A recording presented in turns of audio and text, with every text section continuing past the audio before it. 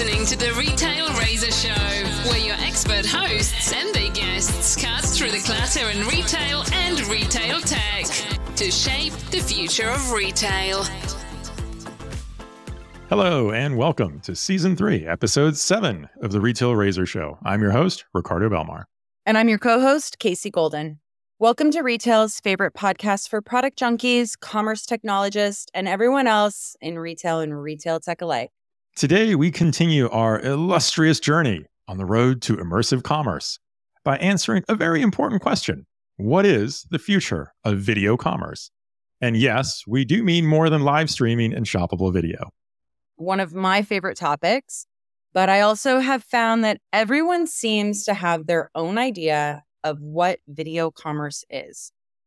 To set the record straight, we've invited Vincent Yang, co-founder and CEO of Firework, to join us today to share how brands are leveraging video in their commerce strategy and what's on the horizon for live streaming in the US. So we've been talking about live streaming, shoppable video in both one-to-one and one-to-many scenarios, particularly in the context of social commerce since back in Season 1, Episode 4, where live streaming was one of our top 10 predictions for 2022. Then again in Season 1, Episode 12, where we talked about social commerce. And after that in Season 2, we talked about it off and on in multiple episodes when we talked about retail media in Episode 2. Then when we had Polly Wong in our DTC conversation in Episode 5, followed by our awesome discussion with Brian Dove about e-commerce and marketplaces in Episode 7. And again, in Episode 9, and as part of our predictions for 2023. And honestly, even when we talked with Ashley Crowder about 3D and VR, this came up, right? In Episode 11. So yeah, I guess we talk about this a lot. So we might just have a passion for this space. Just maybe. I think it's definitely something where everybody knows I'm excited about it. We're obviously talking about it a lot. Why are so few brands adopting this? Exactly, right? Yes, exactly. Yes. What is so difficult for brands about this? It is a very hard ROI. So I think that having Vincent Yang here from Firework is just an amazing way to dig into the topic and really talk about where video commerce is going and add some context around different strategies brands are using to implement it and kind of change their commerce culture a bit. Yeah, absolutely. And yeah, sure, we are going to address the elephant in the room that how everyone loves to attack live streaming success or lack thereof in North America as compared to China, Asia. So yeah, we're going to talk about that too with Vincent. But I think the answer isn't so much going to be about live streaming itself, but more about what a retailer or a brand's overall video strategy is for commerce. And I think we're also going to hear why that strategy itself has a lot to do with our back to basics theme too, and the human factor of retail.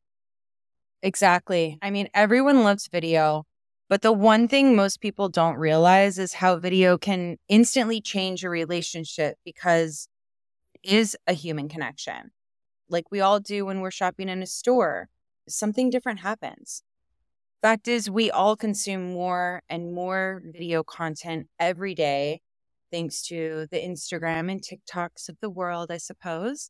But it's inevitable that brands have to not just embrace video like they've been doing, but find ways to put those videos to work for them long term and converting shoppers into buyers. And that human connection, I think that's really what we're going to be talking about today. But first, it's time for one of our newest segments on the show, Blade to Greatness, where we hear from a retail industry leader who shares their insights and wisdom on how to excel in this dynamic and competitive field. In this segment, we'll learn about the essential skills and qualities that every retail executive needs to lead their teams and their business to success. Whether we're talking about corporate office or stores, we'll uncover valuable tips and advice you can apply to your own retail career growth. Today, we'll be speaking with Ron Thurston, co-founder of Aussie, best-selling author of Retail Pride, podcast host, speaker, advisor, and board member. Ron leverages his extensive experience leading retail operations for America's most prominent brands to bring attention to the issues facing frontline retail workers and retail leaders today. After releasing his book, Retail Pride, and launching the Retail in America tour and podcast, Ron has co-founded Aussie to disrupt how the retail industry hires, engages, connects retail workers with retail brands and technology providers. Today, he's here to talk to us about one of the most important skills a retail leader needs to master: how to reframe your current job search processes to hire the right person. Let's listen to what he has to share with us. Welcome, Ron. Thank you so much, Casey. I appreciate this opportunity to talk about my favorite topic, which is people in retail. This is a topic that I am incredibly passionate about because nothing in retail exists without great people. And whether it's great technology in stores, whether it's great store design, whether it's incredible product, nothing happens without great people in stores. And I know the first topic we wanted to speak about was really how to attract and change the way brands have looked for great candidates, what the job search looks like. So I'll just give you a few highlights and share why we started Aussie. So launching this fall, the real idea here is that the search for candidates and how we've staffed in retail hasn't really changed much in a decade. And so as the industry has evolved, as technology has evolved, and really as the candidate base has changed, we really think about this as a new way to search. And so that would include things like resume review, like coaching to be an exceptional candidate, about providing resources and tools and training on career advancement. And so when the idea here is to have the largest database of highly qualified and most importantly, engaged candidates to work in retail, because where it has fallen apart is this idea of, oh, I'm just going to post a job on Indeed or LinkedIn or on my company platform, and people are just going to come to me. And the level of engagement in that process is actually quite low. The level of disappointment is very high. The response rates for those applications is really low. So the idea here is high touch service with highly engaged candidates and retailers posting open jobs from in sales, leadership roles, multi-store leadership roles, but very much a focus on the field is how we will change the way the industry works. And it's because it's the missing link of how to connect those great people with those jobs. There's no forum to do that today. And again, we've kind of said, oh, go walk the mall, or I'm sure you know people on LinkedIn, or I'll post the job on LinkedIn, or I'll post it in other job sites. I hear every day from retailers. I hear every day from candidates. It doesn't work. And yet they're a new solution. So that's really about reframing and changing the way that we attract talent into the industry. Ron, it seems like part of the problem here has been that while there have been, I would say, many technology-based solutions for hiring in general, the fact is that the needs that retailers have for hiring, particularly for those frontline teams, are actually quite different than, well, I'd say, the normal office-based job position, for example. And so the process shouldn't really be treated the same. As if you will try to apply a technology solution that's built for that model, it doesn't really work here, does it? You're exactly right, Ricardo. And the reason for that is because field-based roles require exceptional, emotional, empathetic curiosity, things I write about in Retail Pride. There's such a human element to this. And that also then it doesn't require a certain level of education. It doesn't require certain things that may fit into a traditional corporate role. So you're interviewing not only for skill and competencies, but you're interviewing for culture fit and personality, if you will, and their ability to create leaders and be able to lead others, as well as the ability to literally speak to strangers all day long. And that's something that doesn't show up on a resume. So there has to be much more of a human element. It can't be AI searches have determined that you are a good fit. You may actually not have the resume that would make you an exceptional fit for the job. It actually takes great recruiting skills and a great hiring manager to make those decisions. I think it's a really interesting point. At the end of the day, a retail position doesn't really fit on a form or fields. The words that you might expect to be used in a resume, it's much more like accomplishments and tasks. Whereas the soft skills and the people skills and how they work, it doesn't fit. It doesn't really fit on a resume. And there definitely needs to be that a different way to even look at candidates. Right. And I think it's also changing the language that we use and what a great candidate would be. And so it's aligning the competencies of what the retailer expects the job to look like and the competencies that the candidate possesses, and that we match it and we use the same language. So every brand has its own, what they deem successful competencies and skills, yet there can be a mismatch in how the candidate describes their own skill set. And if we say, well, let's talk about kind of leading with empathy, what does that mean for this retailer? And what does leading with empathy mean for the candidate? And are you actually communicating about the same thing? You just don't know how to do that. And where we're building that with Authy is very much like, let's make this introduction. Let's introduce you to all the best, highly engaged candidates who will also understand the language used to be a good candidate. And it actually saves ultimately a lot of work on the retailer side to have all this conversation done in advance. That's what I'm excited. It's consistent. It's very engaged. It's very active in its search.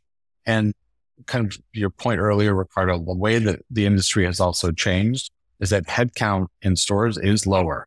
It is lower in 2023 than it has been. It doesn't mean that there's fewer stores, but there is, in many cases, less payroll being invested. And I understand that as a former head of stores, like why we do that. But what happens is then the headcount goes down, the skill set needs to go up because the workload didn't change. In fact, the workload's higher. The revenue and traffic is equal or higher, yet we have fewer people doing the work.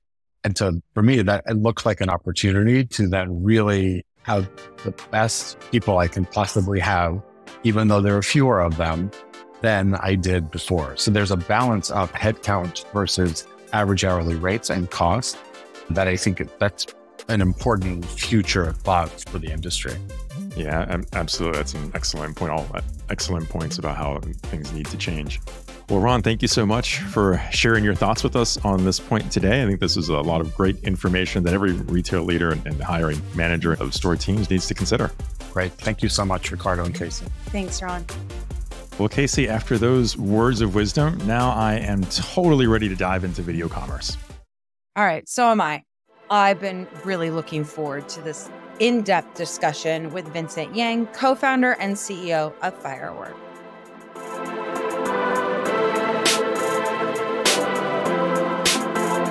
Welcome to the show, Vincent. Thank you so much for being here with us. We're so excited to have you here. This is a topic that we have been talking about, and dare I say, dancing around all over the place since we practically started this podcast. So it's super exciting for us to have you here. Yeah, thank you for having me, Ricardo and Casey. We have so much to discuss and so much to cover. So obviously, this is a passionate topic for you as much as it is for us. Yes, it's the same thing. So that's why definitely we are very fortunate to be the evangelizing to push the innovation in the retail sectors. So I was really hoping that we can have a great conversation and tell our audience that what's possible. Yeah, so let's just go ahead and jump in and start with some background on how you got here, what inspired you to create Firework, and what sets it apart from other video commerce platforms in the market. Or are there others? Yes. So we founded Firework about 4 years ago. And then back then with the goals about we're seeing, more and more people going to shop online.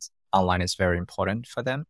But we noticed one thing that's missing, which is the human connections, the personal connection, the in-store experience, etc. So that's why we're starting to think, is there a way where we can bring this kind of in-store shopping experience, the in-person shopping experience, from physical to digital?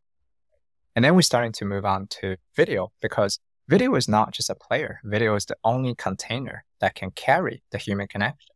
Because what else are we going to Text message? No way. Image is too static. That's what we're starting to have a bet to use video to carry the human connections and bring to retailers. So along the way, many people think, oh, Firework similar to TikTok, but we're starting to have our own ways, right? Because we focus on retailer, their own website, right? I remember when I talked to SoftBank in Masa, their owners, right? She looked at us, oh, you guys are the enterprise B2B version for TikTok, which is a very good way, right? The difference between Firework and TikTok is almost like the same difference between Shopify and Amazon. You can create an account on socials, right? Do all the videos, right? But that's more for entertaining, etc. But consumers still purchase on website. That's why we think, can we bring that kind of experience, carry human connection to the website? And that's kind of where we are. So along the ways, are there competitors? I think biggest competitor people think, even though it's not direct, it's more like a TikTok in the world. They say, oh, I'm doing things over there. But very soon people can understand us, right? And then, but gradually, and I'll share a lot later, is about we're starting to build many more modules in the video commerce areas, right? It's not just a simple video. Then we're starting to introduce shoppable video. We're starting to introduce interactive videos. We're starting to introduce live events videos. We're starting to introduce one-to-one videos. We started to introduce one-to-many digital showrooms videos. So, right, and now we're starting to add in the AIGC to power every single video to be even more powerful. So that ultimately comes to entire video commerce cloud. That's where we are right now. And I think that's definitely where there's been a lot of confusion in the market just over, especially during the pandemic, like video commerce, live streaming, all of these conversations just kind of exploded. And everybody was saying the same words, but they were talking about different things because it was, you know, not very many Americans have WeChat on their phone. Nobody was really playing with TikTok when you're like an exec.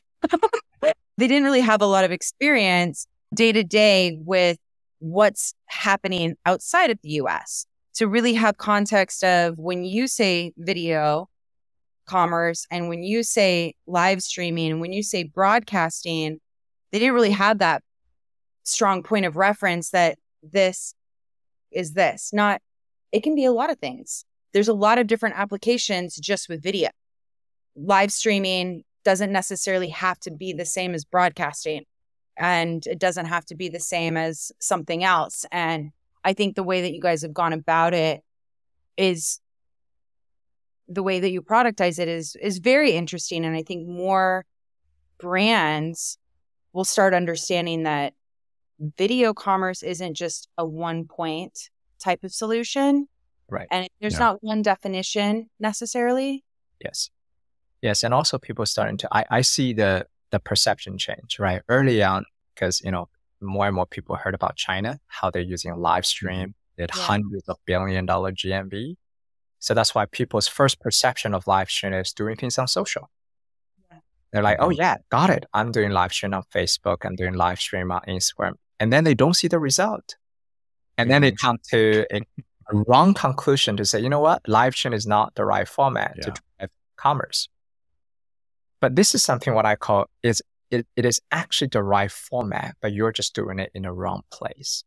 Because this is one thing that's very different between US and China. In China, there's no website. Consumer never go to website. Website never existed, right?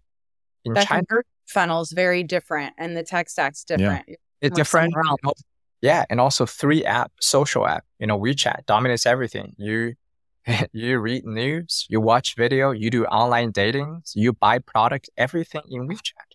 That's why you buy everything inside of a WeChat or a TikTok version over there, right? Let's say you wanted to buy a Ralph Lauren products or Levi's. You don't go to ralphlauren.com. You go to WeChat and then find a Ralph Lauren accounts.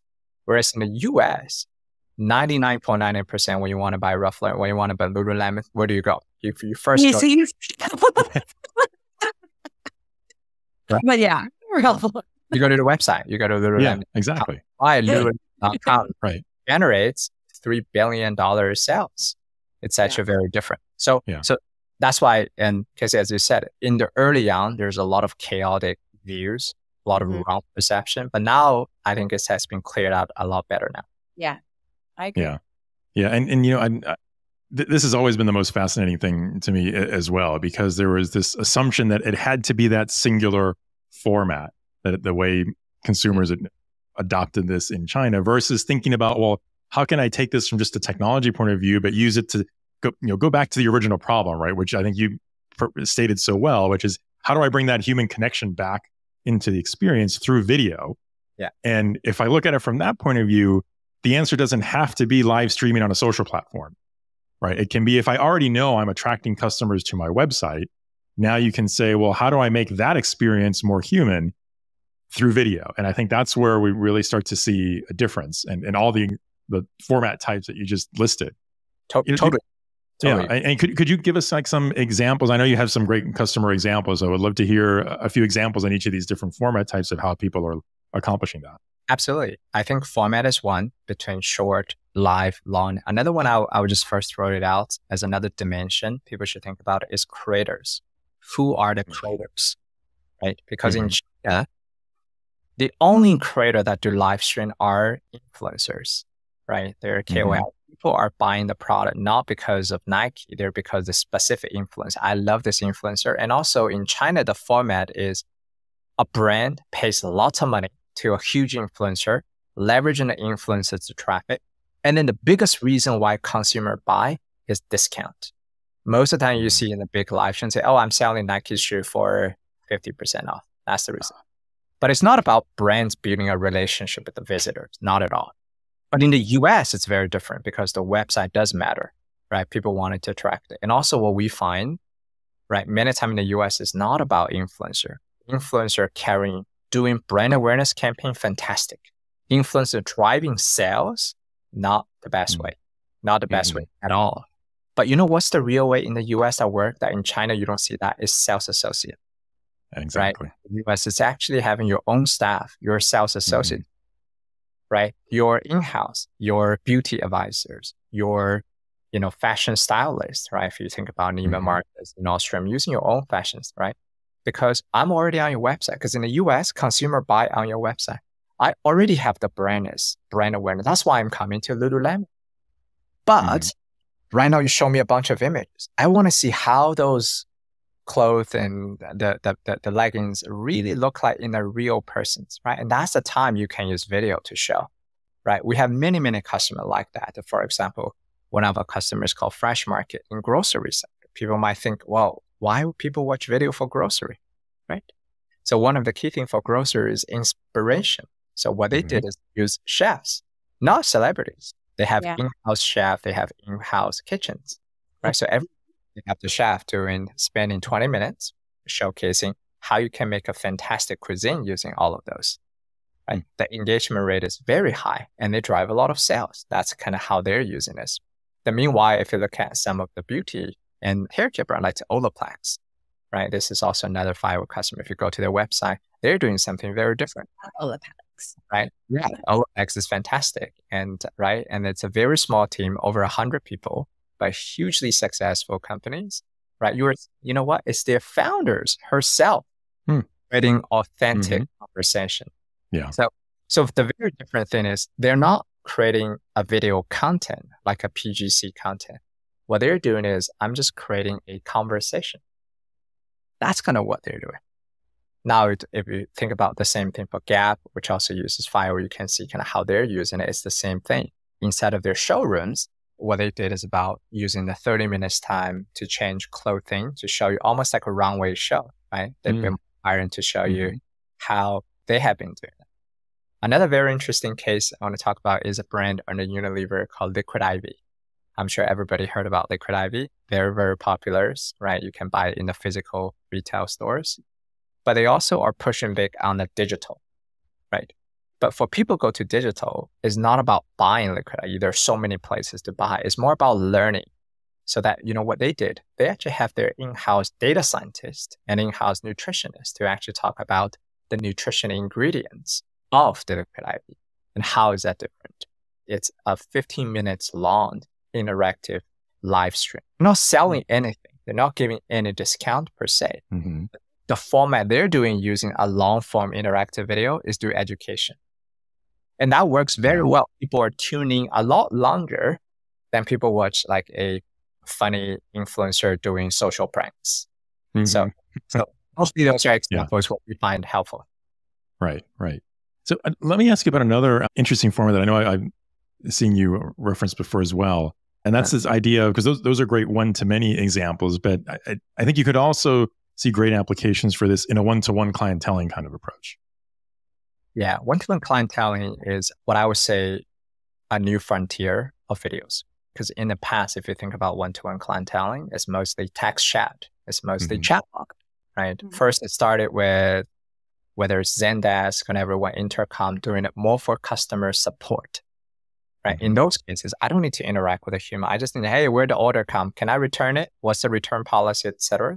But we've noticed is a very interesting trend, and that trend only happens in the US, in the Western world. Because in China, again, there's no website, there's no one-to-one clienteling, right? It's more about is people starting to think about this, hey, can it also be a front end tool? Can I be a check spot? Can I be a selling tool? Right? But when it comes to selling, you can't sell a Ralph Lauren things using text messages. You have to show it. So that's why video comes. So for Firework, we're spending a lot of time on one-to-one clienteling using videos.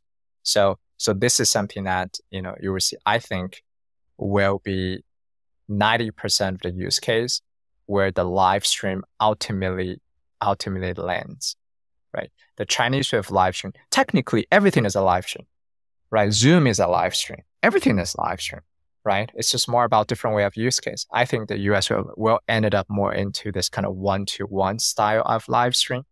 Yeah. That can really make impact. So anytime when developing a new category, I'm sure you're seeing significant user engagement and a lot of different and diverse like content creation. You've shared some of the memorable success stories. What can a brand expect when you're looking at performance, when they're planning this to adopt? Where are they looking at? Is it a conversion rate? Is it impressions? Is it viewers? Like, where can they expect performance? What kind of KPIs? And who's responsible for this? Yeah. Because we're used to it being with Facebook Live. So it's the marketing team. But when you go into sales or you use sales associates, now you're in physical stores, you're in head of retail, president of retail, the buyer's kind of different. So for all of our listeners to kind of match them up to, I can do this or I should do this, and this is what I can expect if I start an initiative like this. Yeah, I think that's a very good question. And then we can talk hours just about ROIs. So the first measurement is about conversion rate, right? So normally, if you think about a retail online website conversion rate is 1% to 2%. If you use the video commerce in the right way, you should be seeing a double or sometimes even a triple in conversion rate. Because we all know video just engage so much better, right? But not a video to say you put like a TV ads, 30-second TV ads onto the website. I can tell you nobody even watched that, right? But if a real person authentically tell things, conversion rate will jump very high. Not because of a video, because of the human connection experience you offer. So that's the first one, the conversion rate, a one-time conversion rate. The second thing, what you are seeing is about AOV, average order values. Because again, every time in the physical store, when I talk to a sales associate, I tend to buy more.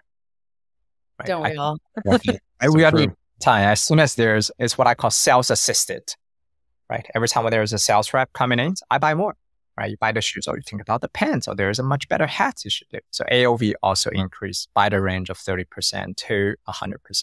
That's AOV. The next one is engagement, right? But engagement is what I call a leading indicator, right? It's leading. So meaning, are your users engaged? We provide many measurements to say, how long do they watch?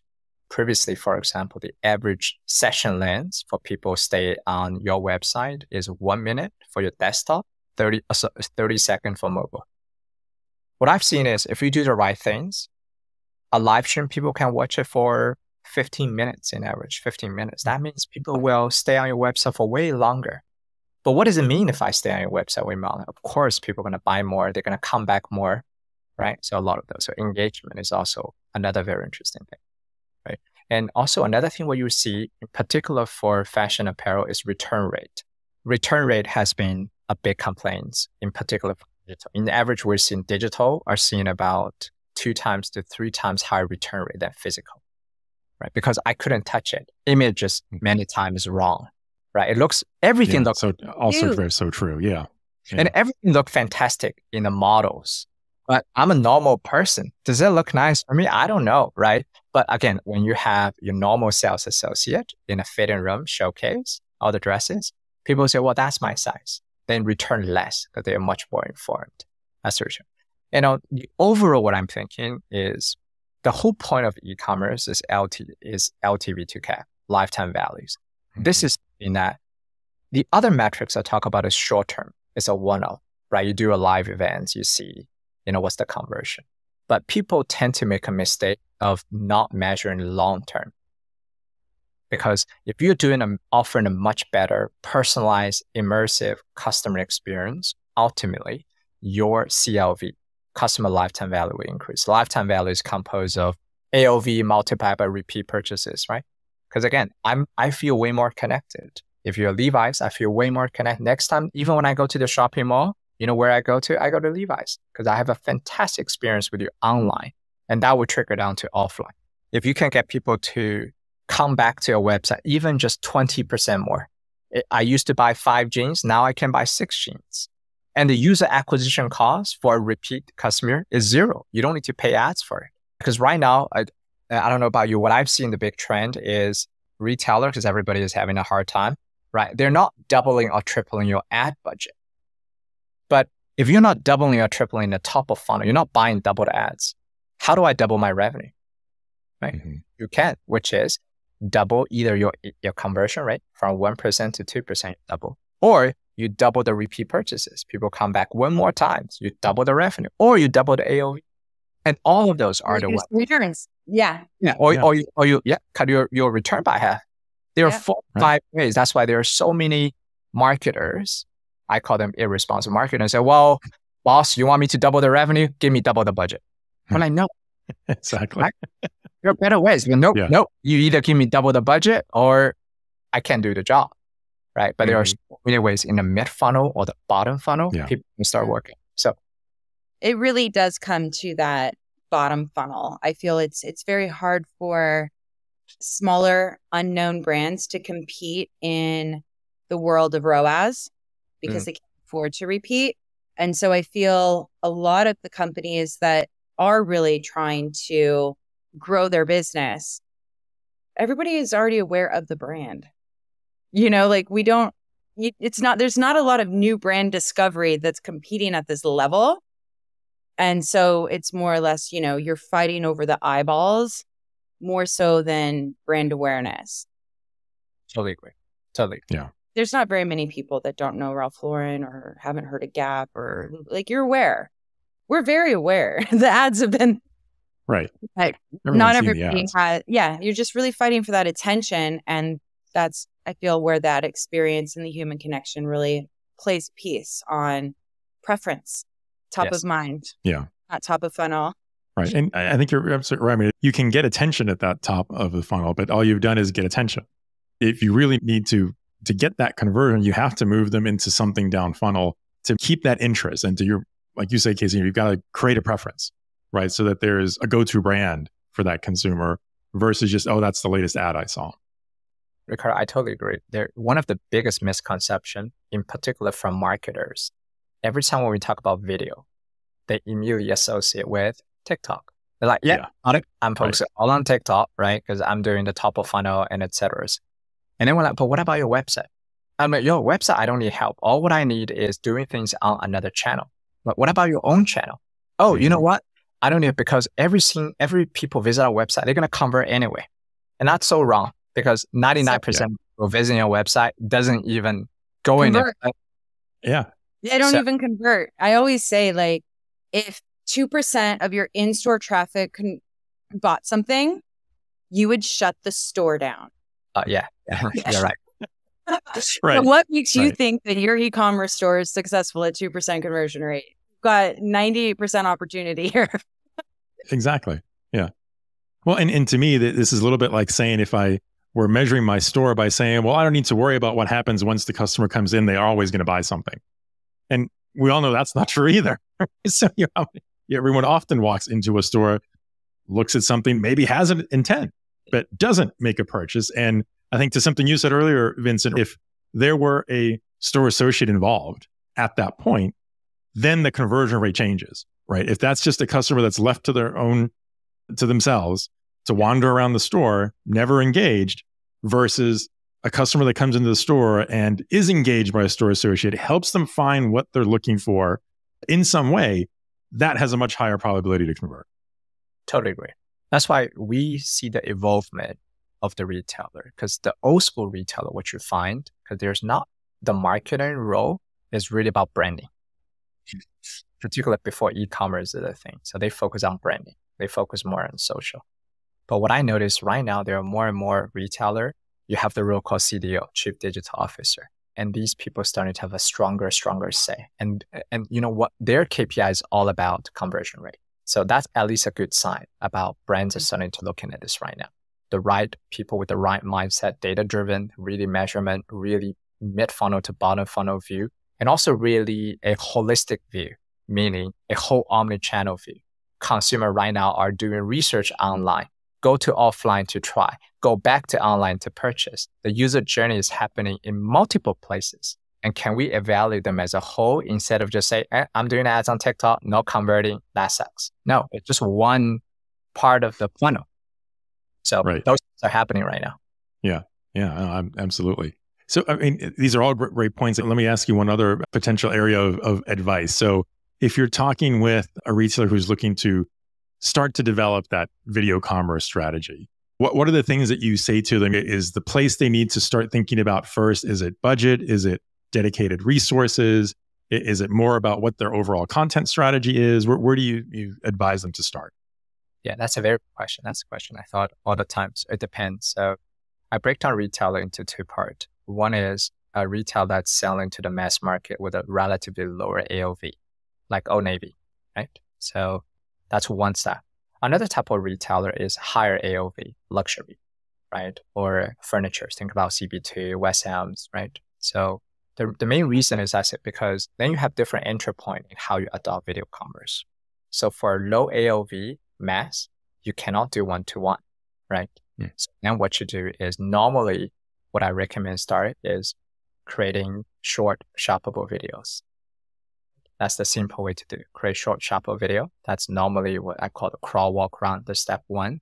And most of the brand will already have a content team. But in the past, they just rely 100% on social, thinking the social media is the only place where a short video can live. Now, the good news is, hey, your short video can also live on your website now, where people have the real intent. So that's normally the simplest way to start. You don't need to create additional content. You already have certain content, but you still need to fine tune it because the content on social, the best performing content social normally are the worst performing content on your website. Because social is, I think Casey used the word called competing eyeballs. You only have 1 second to get attention. Normally people have to do crazy things, but on a website, I'm already here. You don't need to do crazy things. You don't need to hire a celebrity. You don't need to hire those social influencers, right? You can have this. Just show me how the dress look like, right? And also you can put it on PDP page, not necessarily on the homepage. So that's what on the other side, when I saw a retailer, right? Think about Pottery Barns and more in the higher end side, whereas what I call a personal connection matters. People selling matters. So for them, I would suggest starting with one-to-one. And for one-to-one, normally they would suggest is have 1 to 2 sales associate. By the way, most of them already have sales associate doing online consultation. If you look at Clarence, they're already doing online consult. There's so many brands in the COVID time, they're doing scheduling. They pretty much use Calendly plus Zoom to do online consult. And then when COVID is over, but your consumer already love this format. Hey, why do I need to drive 40 miles away to my nearest guitar centers, right? I can sit at home, but then I can stream directly to someone in the store. I can get exactly the same experience there and save 40 miles drive. So for those brands, I recommend starting with one-to-one and gradually trickle down to one-to-many. One of the brands that I feel is just doing a really great job, which is one of your customers, is Beekman 1802. Yeah. Their Blooming Skin Show. I really like the way that the strategy that they took. where it is like this kind of like feels like a morning show on their site, and it's scheduled, and people probably have it on their calendars, and all the staff kind of circles through and participates and takes ownership of content. And I thought that it was just really well done. I was just like, I like that. You really get to know the team. This is very good. This is a point which we started to talk about, is creating a habit, right? Yeah. One of the wrong way to adopt live stream is doing only once and never do it again. Mm-hmm. I want to try once. I want to see what happens. It's almost like I want to create a YouTube video to see, can I suddenly get 2 million followers? I'm like, no, you cannot, right? Because you have to create a habit. So what I've noticed is more and more retailer brands either are creating a cadence of every week, like a show, right? Or starting every, and then you know what? We even starting to have customers doing every day. They created something called a digital showrooms. It's almost like, because think about this, every day from 1 p.m. to 3 p.m., who goes to the store? No one. Everybody's at home at work. Mm-hmm. You have no one in your store. So what do, sales associate? Why don't you put on the camera and start selling online? Because nobody's in your store anyway. So I think those are where, then the brands will say, hey, you know what? Every day for a certain period of time, we will be chatting with our customer online. Not chatting, right? But really using a live stream, what I call, some people call it office hours. Some people call it live selling hours. That's another, I think that is a very stronger use case in the US. Yeah. At the end of the day, it's a content strategy, but it's also a commerce strategy, and driving conversion. You know, that is at the end of the day, the goal. When you're thinking about this, is it personalization? Is it scaling access to personas, building that authentic content? There is more of a pushback here, I'd say, with who's going to be in the front? Who's doing it? Is it a job? Is it a sales associate? And now with AI and different avatars and different types of technology, what are your thoughts on this, where the brands take additional control on the AI side? Yes. So AI is a very big piece. What's happening right now is, for Firework, we are pro-human. So but our goal is about not having more bots. Consumer already said they don't like bots. Every time on a website, even you saw the chat bot, every time they click onto it because it's bot. They roll their eyes. Right? Nobody wants to talk to bot unless you have to. Let's say I want to return something and then no one wants to talk to me. Yeah, that's a fantastic case for company like Zendesk, right? Customer support, et cetera. Right? So we are pro-humans. So this is the first one. So that's why, to your first half of the question, who should be the creators, right? Most of the time what we talk about is your sales associate. Not everyone, right? But certain sales associates that are more, friendly in front of the cameras.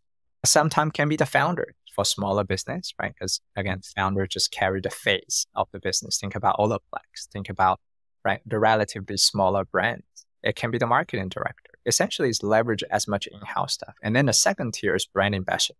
And again, I say those are brand ambassador, not celebrity or influencer, because those are just pay to play. Your consumer knows it, right? What I'm talking about is someone that truly understands. Sometimes it can be customers, right? If you look at one of our brands called Pacific Beauty, they have their customer recording 30-second videos and upload it to them, then put it on a website. Fantastic. So I feel like those are the ones that really do well. But then when it comes to second question, how AI play a role in this one? So what Firework has been doing is something interesting. So we're launching a few AIGC products. The first is combine AI with live stream. One of the biggest bottleneck for the US to adopt live stream is the word live, meaning it only is live for 20 minutes. And after that, it's gone. And it's not like TikTok can get everybody into the apps. Whereas think about ralphlauren.com. It's very hard to say all the 30 million visitors just come here right now, right away, at the exact way. At this time. Yeah. It's like, when I show up, you guys all better be ready for me. It's like the opposite. It's not like social. A website doesn't work in this way, right? Website have but then the problem is when the live is over, there's something called replay continue, right? What we find is about 90% of revenue was generated by replay. But the problem for replay is it's not interactive anymore because the video is already over, right? So this is the point of time that AIGC can really bridge the gap. Where to launch this with a fresh market to say, hey, even it's a replay, can we use AI to make a customer feel it's still live?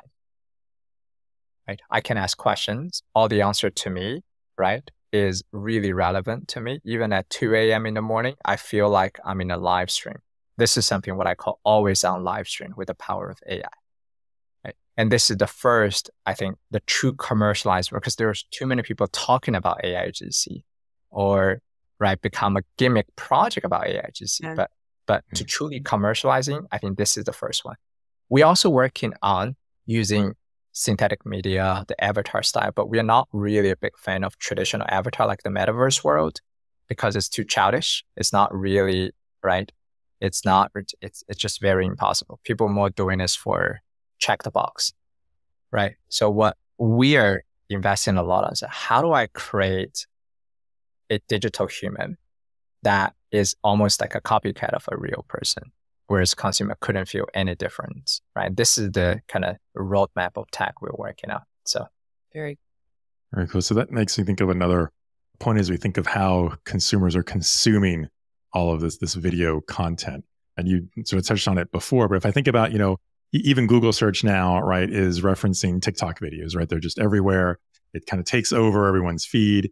What do you think we can expect in terms of how people are going to discover this video content? I mean, I imagine brands, need to start indexing a lot of their own video content and really prepare a search strategy of some kind to help with that discovery of these videos.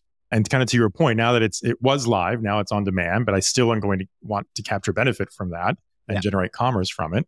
So how do you see that taking shape? And is it an 18-month process? Is it happening now already, or is this something that there's more work to be done? So it can happen right away. So what I noticed is first putting the videos onto the homepage on category pages, and the third is on PDP page, right? A bigger retail, when you already have hundreds of thousands of visitors, even the bigger one has millions to tens of million visitors, you can get the benefit right away. Because those are the people already come to the website and there's a huge volumes, right? So that's the step number one. Step number two is we build a lot of features to allow brands to embed this experience in your emails, for example. Email is a huge one. Yeah. Right? It's what I call off-platform, right? Off O&O. You have your O&O, no matter what, start with your O&O. That's also require a mindset change. Again, people think, well, whatever video is elsewhere. But I'm like, no, it's got to be on social. Or it's on your O&O first. Let's think about that, right? And then elsewhere, what is elsewhere? But those are the elsewhere that are still in your control. It's the email, right? It's the SMS.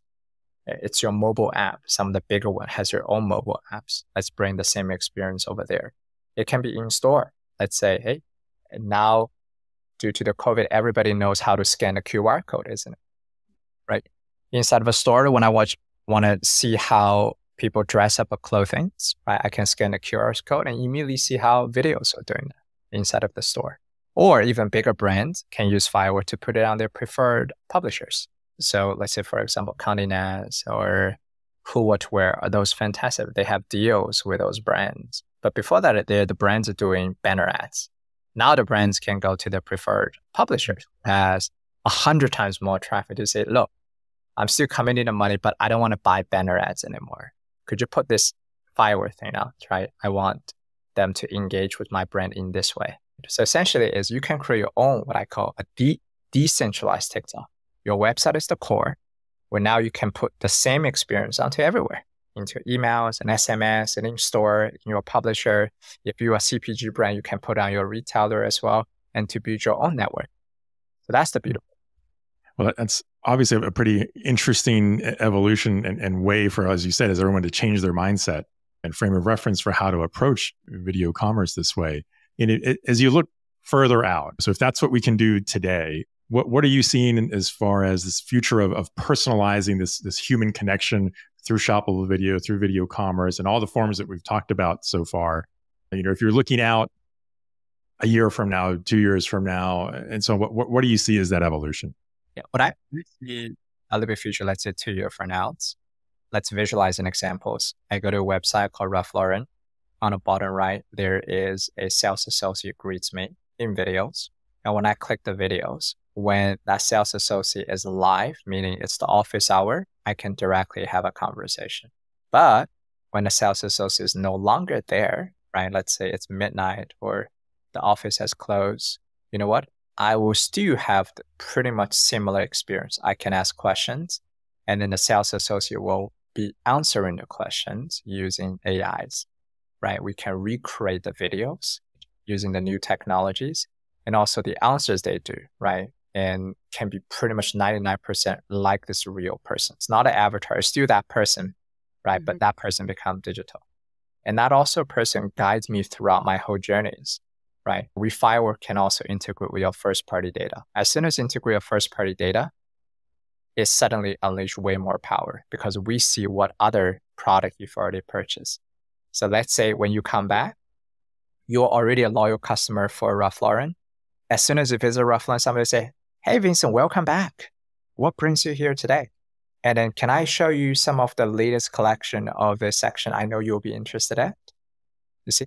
So then it's still coming to the final vision that we have is to empower brands to create a meaningful personal connection. Number one, it needs to be personal. Number two, it needs to be meaningful. Just seeing an image is not, having a chat, text chat is not meaningful. I need to have a one-to-one video live, almost like a Zoom style conversations for more than 5 minutes. That's a real meaningful thing. And I think that's where the future will be at. Well, Vincent, we knew this was going to be a dynamic discussion. I mean, I love any conversation that has to do with any version of clienteling. Yeah. So, and this definitely delivered. I know we learned a lot from this conversation and really excited to see how video commerce grows in the coming months. I'd love to see more and more brands start adopting the strategy and really owning it on their own platform. So thank you so much for really taking our listeners through like a nice, I want to say like strategic deep dive. Like I think there's notes here that people can kind of just take back with them. Yeah, absolutely. I mean, we went from, at the beginning kind of talking about what video commerce is. And I almost want to start saying that how it's not just live streaming, right? There's so much more to this than just this original concept everyone started with of live streaming. And I love actually how you put it that, it was all live streaming. Every time we do these, it's always been live streaming, but it wasn't commerce yet. And that's really what the difference is here. And I really, I think it's important to also point out too, you explained this so well, that it's not about trying to replicate the way that this concept grew in China and around Asia. It's about finding the right application for it that suits a US consumer or North American consumer and that actually generates commerce for the brand. And that doesn't have to be the same. There's no reason we have to put, this isn't putting the square peg in the round hole kind of situation. This is finding the right mix and the right utility and making it work. And I think that's really, it's recognizing that every market is unique. And I think it just reflects the power of what you're doing with video commerce. Yeah. So again, the pleasure is mine. I feel excited to share what we learned here to your audience.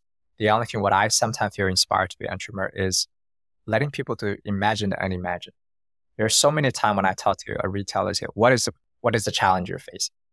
Before they talk to us, yeah, you know what? The challenge I face is I want to find better creator can do better TikTok video so I can get better conversion. Because it's almost like people say, I want a faster horse. They don't see the possibility. Now this, what you're saying, I can put on my own website? That's not possible, right? I thought, the best way is doing short video on TikTok. My website is totally separate. My website is supposed to be boring. My website is supposed to be a catalog, right? Yeah. It's not TikTok. Yeah. But what if that's right? What if I tell you your website could be as entertaining as TikTok? Then they're like, oh my God. Then it totally changed the way how I view my teams, how I view my sales associate, how I view my e-commerce team versus the marketing team, how I view my physical store, head of store, how I wanted to get them involved.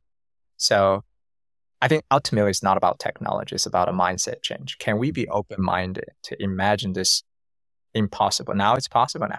Very soon, the next chapter is AI can do a lot of things that you cannot imagine possible. Can we be open-minded, right? If not, whatever technology never solves the problems. 100% agree. Thank you so much, Vincent. I'm really, really glad that you joined us today. This has been great. Thank you. Thank you for having me. It's a great conversation. It inspired a lot of, my thinking. Very good questions. Thank you. Ricardo, that is a wrap for this episode. Yes, it is.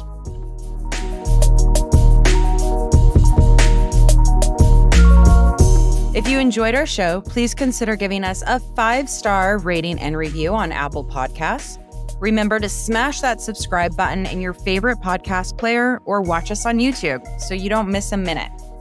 If you want to know more about what we talked about today, take a look at our show notes for handy links and more deets. And if you're not listening on Good Pods, give them a spin. Join their podcasting community to follow our show. We recently hit the #1 spot at the top of Indie Management Podcast chart. And we'd love our Good Pods fans. I'm your co-host, Casey Bolton. And if you'd like to connect with us and share your feedback, follow us and the show on Twitter at KCC Golden, Ricardo_Belmar, and at Retail Razor, or find us on LinkedIn. And if you want even more from us, subscribe to our Substack that includes full episode transcripts and bonus content. I'm your host, Ricardo Belmar. Thank you for joining us. And remember, there's never been a better time to be in retail if you cut through the clutter. Until next time, this is the Retail Razor Show.